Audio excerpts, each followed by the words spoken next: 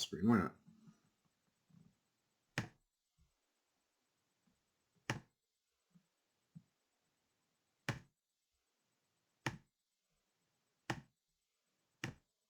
Okay, there we go. I'm recording, by the way, everyone. So you know. I know. I wish it would stop doing that. I gotta figure out a way to stop those notifications because they're not very useful. Okay, so first thing I'm going to do is I'm going to open up that booktrader.sql. I know I've already got a booktrader database here. That's fine. When I open it up, I will make sure that I drop this database if it exists, and then open this up. I don't know if this is going to be part of this file or not. This is a MySQL dump that I did from my other machine. So let's take a look at it. I'm going to open up the SQL script and see. I'm going to have to hunt for it here. This is under IS361.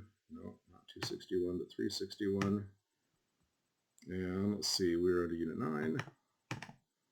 There is booktrader.sql. I'm going to open it up.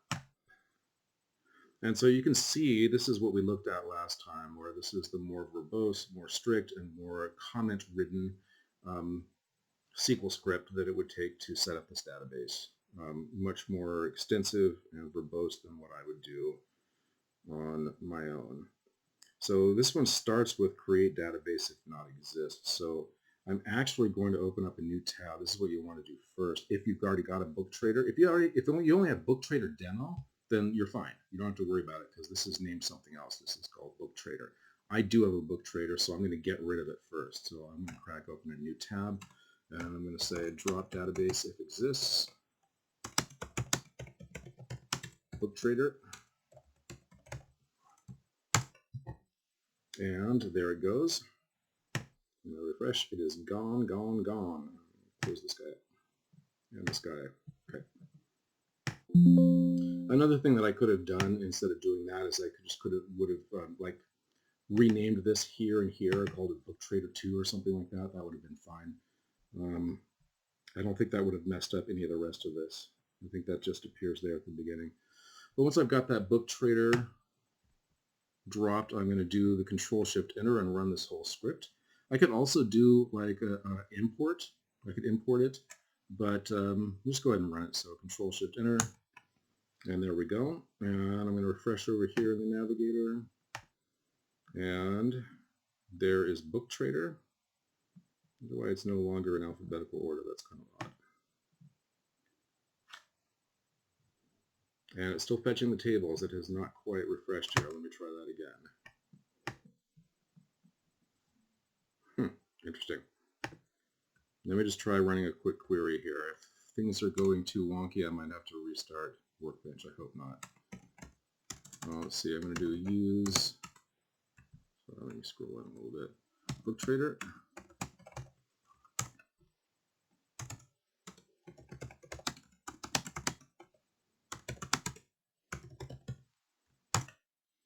Okay, it's working. You guys don't have to do this, by the way. I just wanted to make sure it was working because it's having some trouble refreshing over here.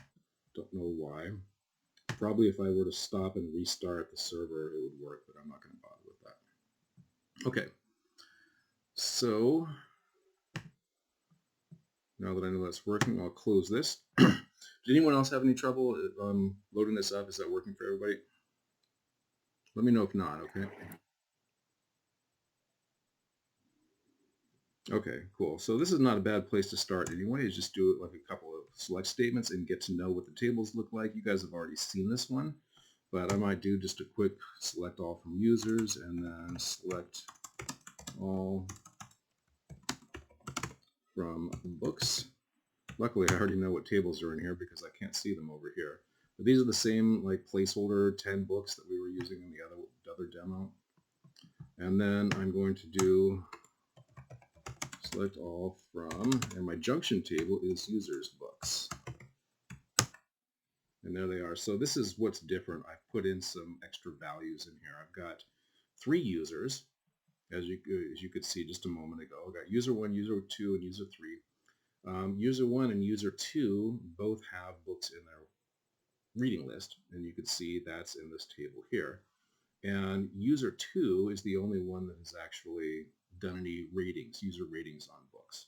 User 2 likes to rate everything that they read. User 1 does not. And user 3 signed up for an account but hasn't actually even done anything yet, so they don't even show up in this table. So do let me know if you're not seeing this.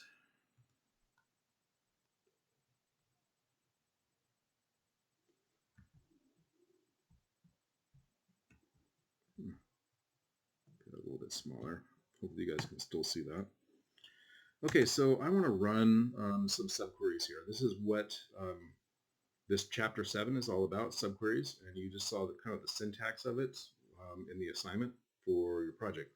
So I'm just going to look at some real simple examples, and I'll do some that are a little bit more complex, but not too bad. I think the simplest subquery is one that you don't actually see all that often, but it's one way to tell if something is, like if there is an entry in a database, or sorry, an entry in a table that corresponds to a particular value.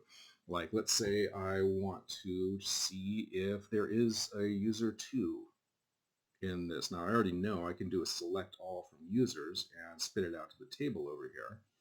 And I could refine it a bit. I could do select all from users where, you know, username equals user 2. But another way to do it is with a subquery, and this is just, it's one of those ones that's a little unusual where you see a subquery directly inside the select clause. So it looks like this: select exists, like this. There's a more verbose version of this that's a little bit more explicit syntax, but this is kind of a nice shorthand here. Just select exists, and as you know, as I showed you just a moment ago, the subquery goes inside parentheses here. Now, a lot of people, if you're looking at the book especially, you'll see it starts here and it just puts the subquery. I like the code block. Personally, I'm just used to seeing that from procedural scripting. So you do it either way you want. Do it this style or do it the way the textbook does it. The textbook way of doing it is definitely the more common way of doing it, just so you know. So here I can run a select exists, and what I'm doing is I'm going to do a select all from users and then put a where clause on it to filter it, where username equals, and I was looking, I think user 2 is what I said, right? So user 2. So select all from users where username equals user 2. Now, the thing about subqueries is that you can always, well, not always, you can almost always take this subquery out of the parentheses, out of the query. I'm going to copy it, and I can paste it underneath and make it its own query. And this can often be a helpful technique for trying to figure out how to build a subquery, is to first try to run the subquery itself on its own to see what it returns, and then you can get an idea about, okay, so is this working, or is this what I need to put into the larger query, or what? So if I do a select all from users where username equals user 2 and do that, yeah, it's going to select a single row with username 2. So what happens here, if I put it inside as a subquery to select exists, what this is going to do is it's going to return a Boolean, which can be handy, right? I just want a yes or no answer. I don't want to retrieve the whole thing. I just want to find out if it exists or not. So select exists and then the subquery, and I run this guy, and check out the answer or the result here. I got a 1. Now you guys know Booleans, yes or no, 1 or 0, right? And the tiny int is the same thing, 1 or 0. And that's how you do the Booleans in here. So yeah, that means yes, this exists. So I think you could probably see the usefulness of a simple script like this to find out if the user already exists. That would be the first thing that I would do to, when someone's signing up for a new client account on my web app, and they want to use a certain username, the first thing I'd want to do is check the database and see if that username has already been taken. And if it has, if I get a 1 back, then I'd have a little script that would generate, sorry, that username's already taken, you have to pick something else. Or if you're being really slick about it, you could be using fetch in JavaScript so that it could let them know on the fly while they're typing. That would be taking it to another level. Let's just see what happens if I do one that doesn't exist. So I created user 1, user 2, and user 3. So let me put in user 4 instead real quick here. Control Enter. This time I get back a 0, false. So user 4 does not exist in the table, and user 2 does. So that's the difference there. That's getting that Boolean back. So either one of those, either user2 or user4, or any user really, this is the script that you want to start with. So this one, let's go ahead and leave little comments for ourselves here. This is just check whether a user exists in the table, right? That's what select exist does. I don't think that that's an example from the textbook, but I think that that's a handy one personally. It's real short, it's real sweet, and it's actually useful. So that's our simplest subquery. Oh, by the way, let's say you wanted to turn this into like a login. So if someone's logging in, you need to check their username and their password, right? Because that's their whole credentials. They give you the username and then they give you the password that matches it. So instead of just doing a simple where here, you're going to do a compound with an and clause, and password equals, and in this case, we already know what the password is. All of my users have a password. But just remember that it's hashed, right? So instead of just typing in password, you have to do SHA2 and then the password, and then comma, and for the second argument, 0, right? So if I run this back to user2 again, and password equals SHA password 0, and do control enter, then let's see, what's going wrong here? Oh, user password. I think that's what I called it. Let's see. Select all from users. Yes, user password, sorry. So where username equals user2 and user password equals blah, blah, blah. And there we go. I get the 1, hooray. But if I put in something else here, let's see, what's another really bad password? How about 1, 2, 3, 4, 5? And then I get the 0, right? So this is a very, very, very simple login script to check whether the username and password match or not. Okay, so that's to check if the user exists. That is a subquery. And I'm going to delete this. You guys can leave it on there, yours or delete it or whatever. But just be aware that when you're trying to get the hang of subqueries, one thing you want to do is try to get the subquery out into its own query block and try to run it by itself, and that can help out. Different subqueries can return different things. Sometimes it returns a single value, and you run every single select return against that value to check it. Other times, it returns a set or a table of its own, and then you're checking to see if the larger query fits into that list, if something is in the list, if something exists within that list. And that's what generally we're going to be doing. Okay, so I'm going to do some more queries on users. Remember, we have users and books here. So let's go ahead and do, I want to select, we'll make it a comment here, select usernames. And I know that that's going to be in the users table from users who have books in the reading list. Reading list. So as you might recall, I've made 3 users. User 1, user 2, user 3. User 1 and user 2 have books in their reading list. User 3 does not. So it should return user 1 and user 2, but not user 3. So for this one, we need to join 2 tables together in some technique or another, right? So we need to get the users table because that's the only place where the usernames are stored. But we also need to grab something from the users books junction table because that's where is stored the reading list stuff. So let's check it out here.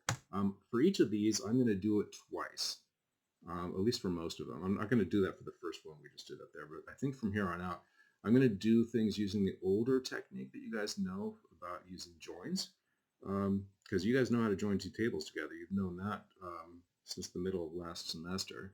And then I'm going to show you how to also do it in a subquery, and you can take a look at the 2, compare them, and see how they look different and so on. So doing things first with a join, let's do a select, and just read the instruction. I select usernames, right? So username. I'm going to, instead of putting everything on its own line, I'm going to condense things a little bit here. from users.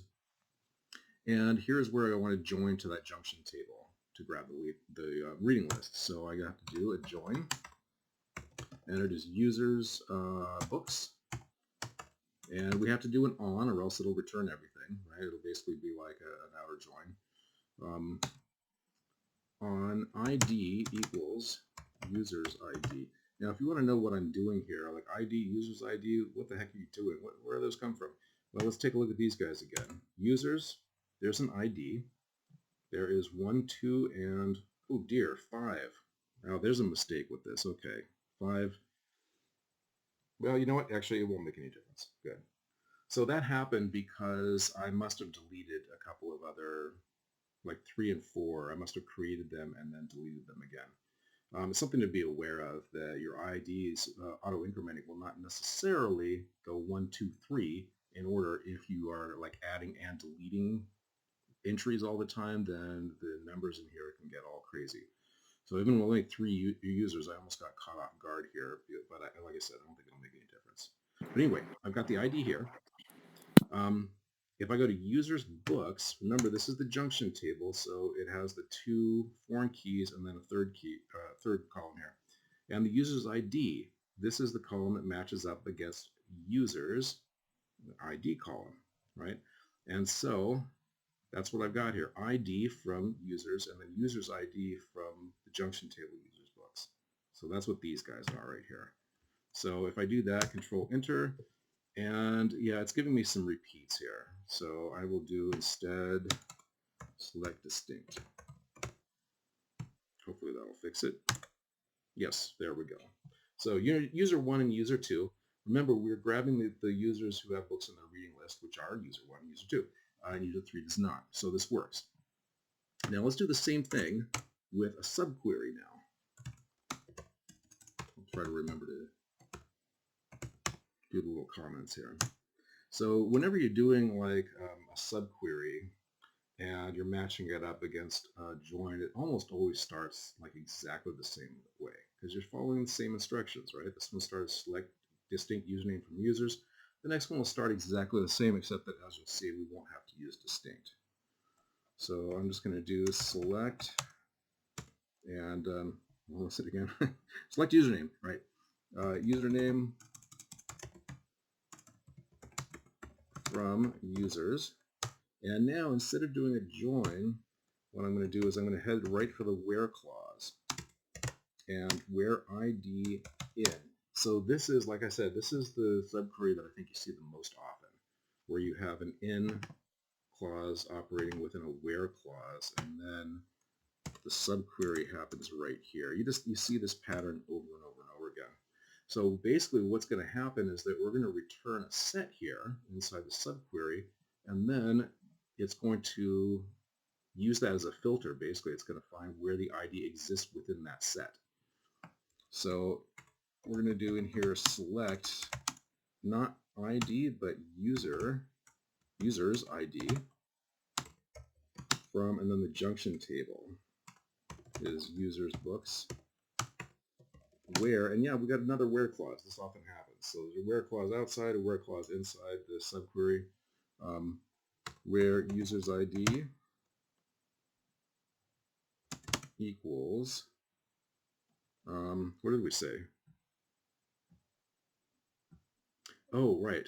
Where, okay, so hold on. I was thinking about this the wrong way. So we're grabbing users who have books in their reading list.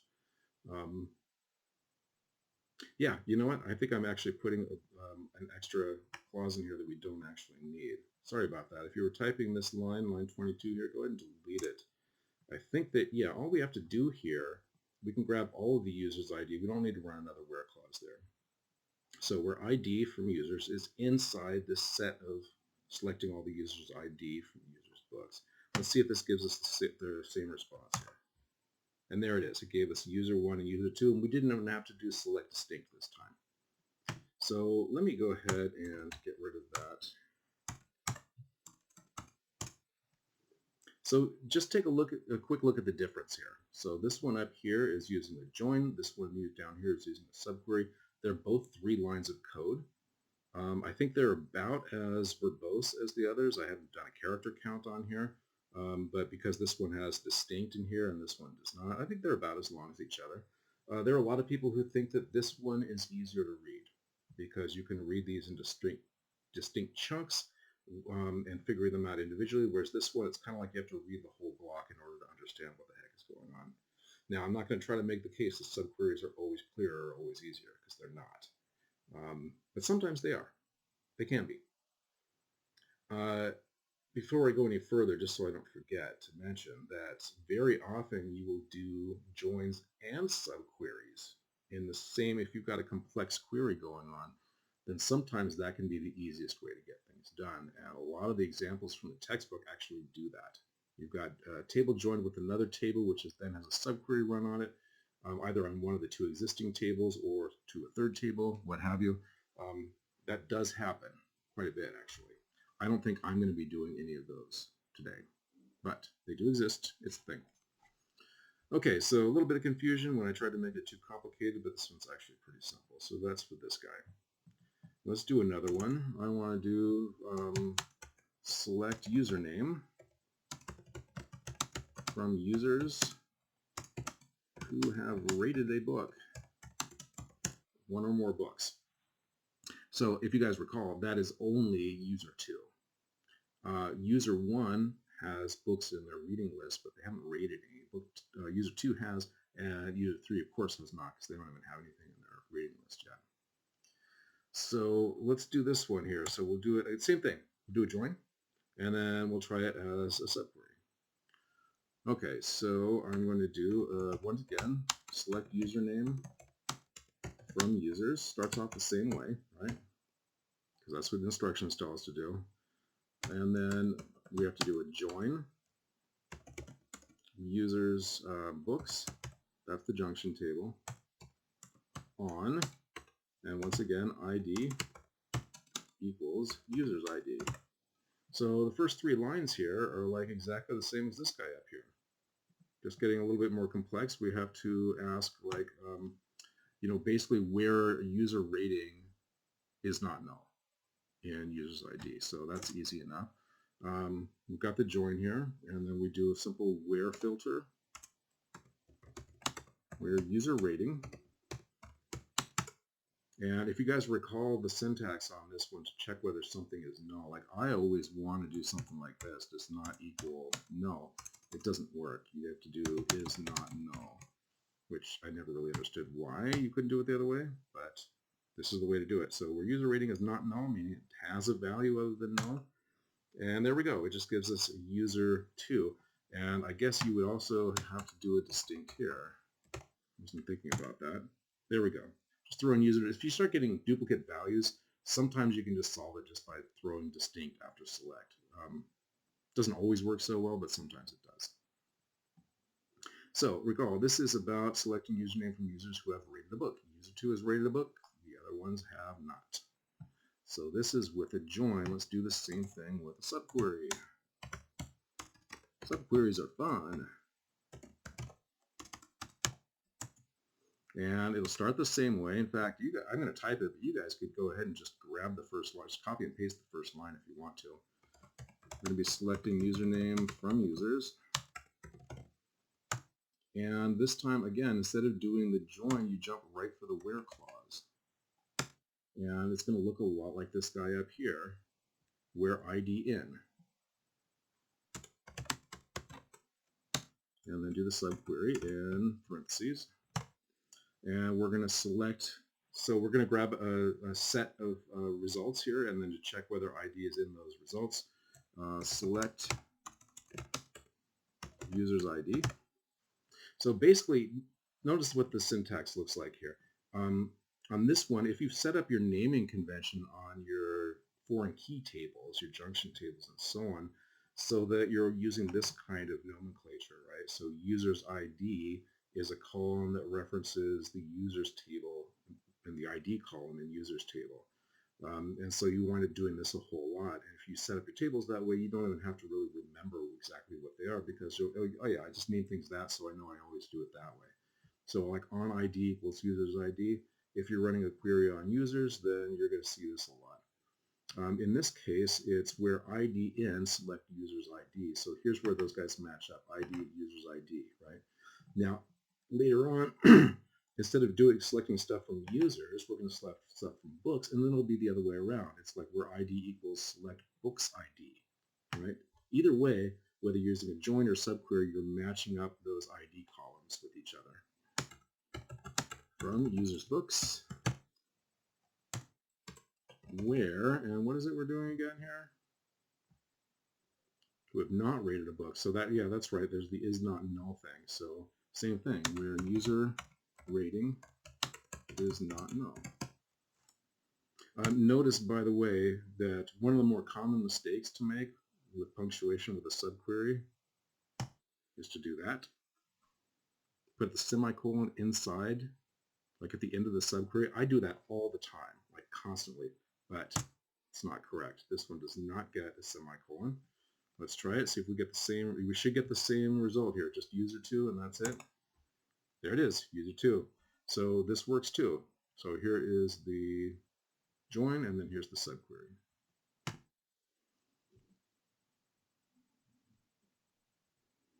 So I was just talking about matching up ID with books ID instead of users ID. Let's go ahead and do some of those. So now we're going to be grabbing stuff from books. So I think that the easiest, well, if not the easiest, the most common thing that you're going to want to do, and this is what will satisfy this requirement for most of you in your project, is simply to grab the collection of a particular user. So some users logged into your app, user 14 or whatever, and user 14 wants to see their collection of whatever it is. They want to see their card deck, or they want to see their reading list, or their wish list, or whatever, right? So that's something that most students will put in as like the first subquery requirement, if not the only one. So let's go ahead and do that. I'm going to retrieve a user's reading list here. So once again, we're going to be using the junction table with another table. This time we're going to be matching it up against the books table, which is the big data table, such as it is. So select, let's go ahead and be a little more explicit with this actually. We'll see receive all titles in a user's reading list. If I go back up here for a moment and do select all from books, then there's the title. That's what we're looking for here. We could just as easily look for authors or whatever, but let's look for titles. I like to be explicit, as precise as possible with instructions. So that way we know what to do. Select title from books this time instead of users. So select title from books, and this is the first way is going to be a join. We have to join this with the junction table, users books, and we have to find out. Yeah, let's go ahead and use user2 again. So we're looking up in a users is, there we go. We're looking up all of the titles in user2's reading list. So here we go. We got to join users books like before. We have to do an on, or else it's going to return everything. On ID equals, this time, books ID, right? Instead of user's ID, because we're looking up by book instead of by user. And we have to do this one, where username equals user2, did we say? Let's give that a shot. Okay, select title from books, join users books, plural, sorry. On ID equals books ID, where username equals user2, and it doesn't like it. It doesn't like non-common user. Oh, of course. So, okay, so we're actually retrieving from books, and yeah, sorry. I'm trying to, I'm conceptually joining three tables together now, but I don't want to do that to you guys, and so I'm tripping myself up here. Let's go ahead and do users ID. So we don't have username within the junction table. The junction table is just these ID columns and then the user rating. But user2 has like a user's ID of 2 in here. So we can go ahead and do it that way here. So our user's ID equals 2. And if we're going to do that, let's go ahead and put an alias on here just so we can see that, yeah, it's not just a bunch of like numbers that don't mean anything. Let's do an as clause here. So select title as, and then let's say we do like user 2's reading list. Okay, so if you guys recall, this is the column alias, right? Where it'll just put, instead of like putting title up here, it'll put this up here. It's just a name, like it's a derived column name, basically.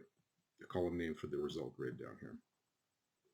Okay, so select title is blah, blah, blah from books, join users books on ID equals books ID this time, or users ID equals 2. Let's try it.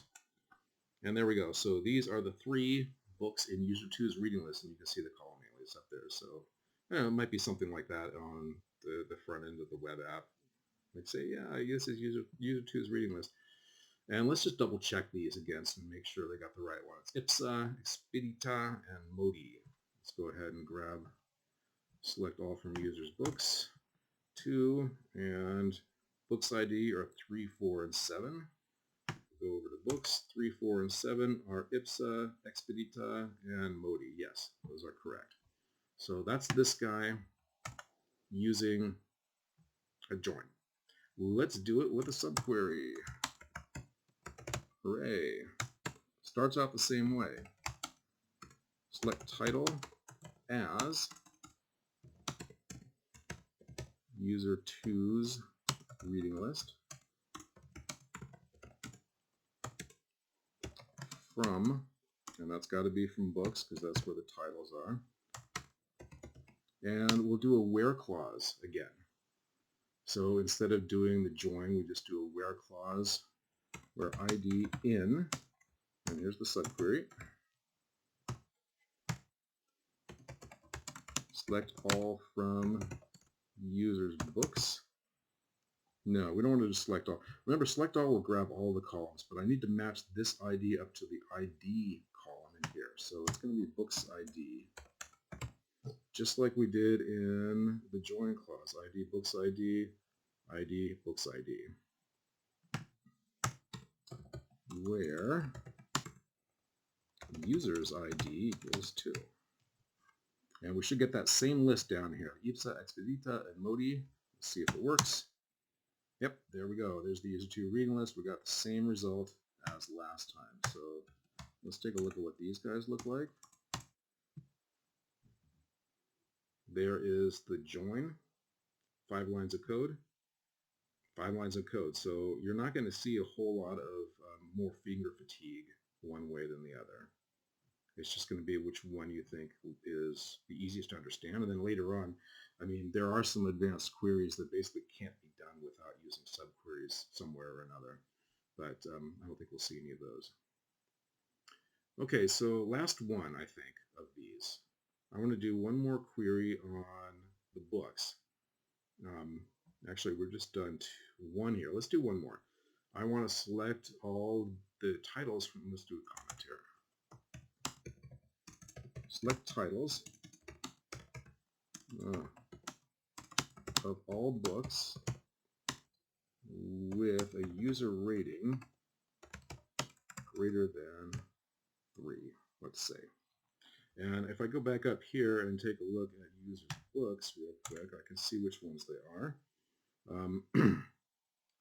So yeah, the only ratings are from user 2 here, and we've got 4.0, 5.0, and 2.5. So it should return these 2, books ID 3 and 4, and then exclude 7 and all the rest. So let's try it here.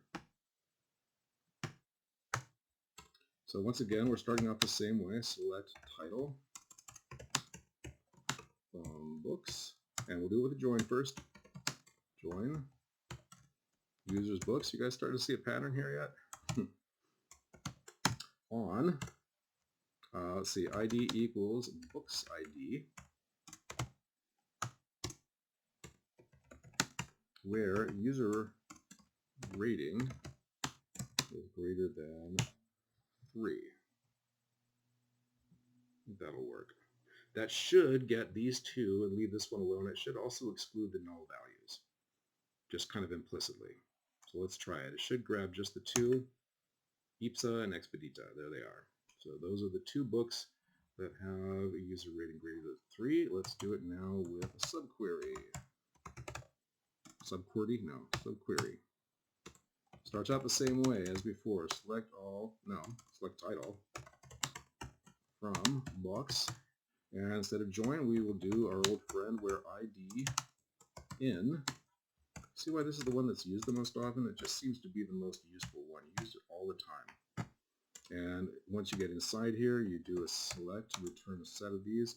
Match up ID with either books ID or users ID. In this case, it needs to be books ID because we're retrieving stuff from books. Books ID from users books. And this time we do the same thing as up here where user rating greater than 3. No semicolon. Full enter. It gets up those same two again, IPSA, Expedita. Let's take a look at these and compare them. There's the join. 4 lines of code. Subquery. 4 lines of code, not including this little bit down here, because again, most people wouldn't even do this. Just to show you, I should, what most people would do instead of what I do. Most people would do this. There's nothing wrong with that at all. It's fine. It just kind of bugs me a little bit. I don't know why. I don't know why it bugs. It just bugs me. So that's why I do it like this. But most people don't. So I've seen the other way. Yeah, this works just fine. And I think that'll do it for this one. So we did several things. Started with a simple select exists, and then we ran several queries off of the users, and then we ran a couple of queries at least off of books. Whichever one you guys do, I mean, it's in a project like this, it's almost always about running queries off of the junction table and one other table, right? So the first examples we did, we're running queries off of the junction table against users. And this time, the last couple that we did are running queries off the junction table against the books table.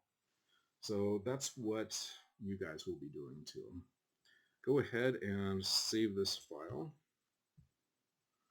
I think I just have you call it like your last name and then chapter7.sql.